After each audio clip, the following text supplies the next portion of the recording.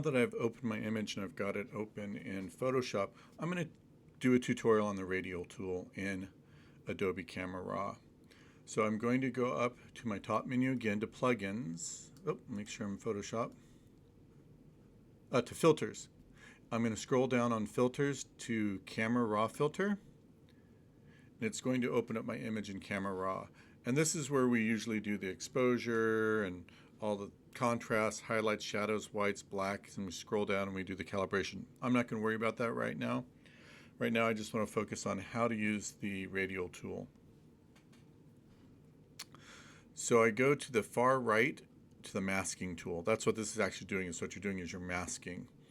And what masking is you're covering part of the image while you work on another part. So I'm going to click on that little circle with the answer on it. And when I talked about using, we'll start with the radial gradient. We'll click on that. New radial gradient. New mask.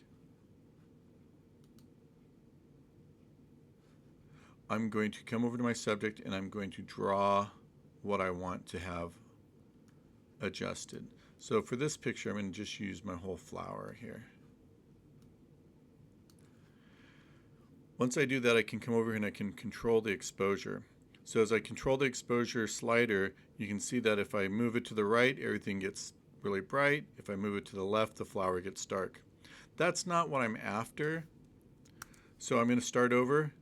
I want to come up here to my radial gradient and I want the background to fall off more. So I'm going to click on these three little dots where it says more options and I'm going to invert my mask.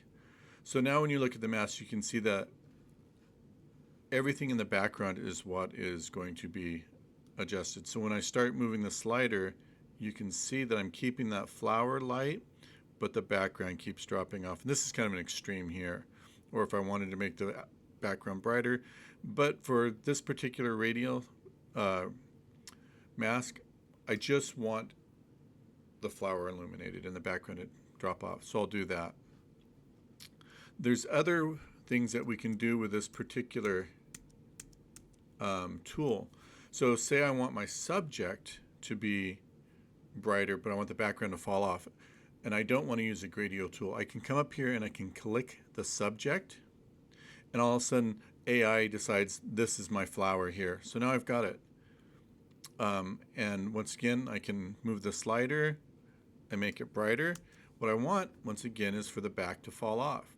So I'm going to come over here and click the three dots. I'm going to invert my mask. So now I'm masking out everything in the background. And now I can move my slider and everything in the background goes black. I can even make that completely black and it's not going to affect my flower.